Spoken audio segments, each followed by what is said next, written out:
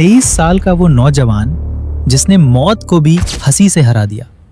क्या आपने कभी सोचा है, अगर आपको पता हो कि आपकी जिंदगी सिर्फ कुछ दिनों की मेहमान है, तो क्या आप मुस्कुरा पाएंगे?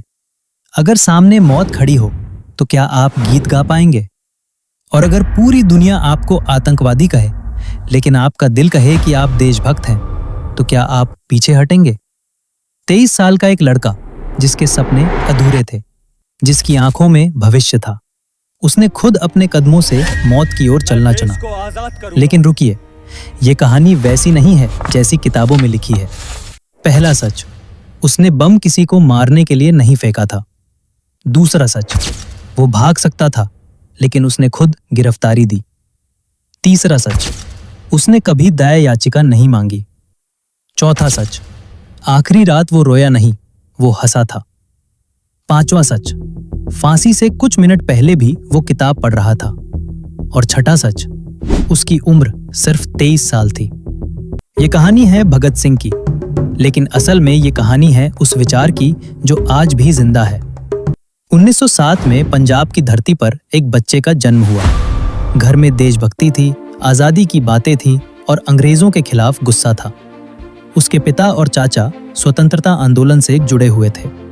वो बच्चा खेलता भी था, लेकिन उसके खेलों में भी बंदूकें और आजादी होती थी।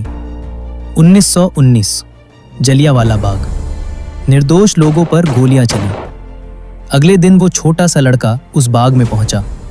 उसने मिट्टी उठाई और उसे अपनी बोतल में भरकर घर ले आया।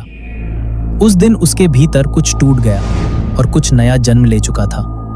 उसने तय कर लिया, अब जिंदगी सिर्फ देश के नाम। समय बीता, वो बड़ा हुआ, किताबें पढ़ी। लेनिन, मार्क्स और क्रांति के विचारों ने उसके दिमाग को तेज कर दिया। उसने समझ लिया कि असली लड़ाई सिर्फ हथियारों से नहीं, विचारों से जीती जाती है।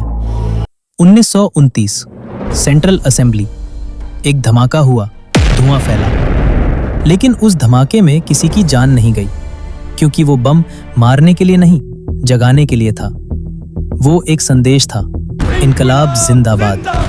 और फिर जो हुआ वो और भी बड़ा था।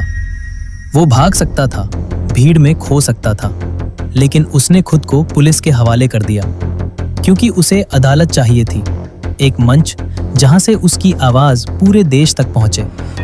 कोर्ट रूम में उसने कहा, क्रांति की तलवार विचारों की सान पर तेज होती है।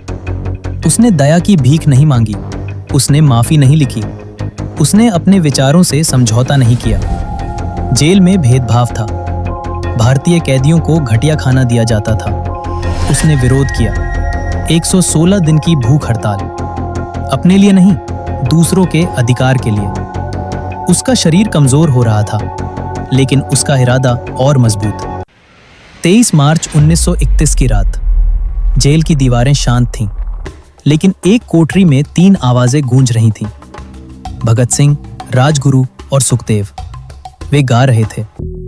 फांसी से पहले वो लेनिन की किताब पढ़ रहा था।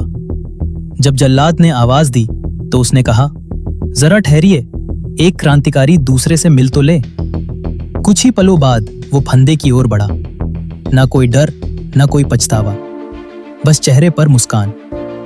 अंग्रेज सरकार ने चुपचाप फांसी दी। शव को गुप्त रूप से जलाने की कोशिश की, लेकिन खबर फैल गई।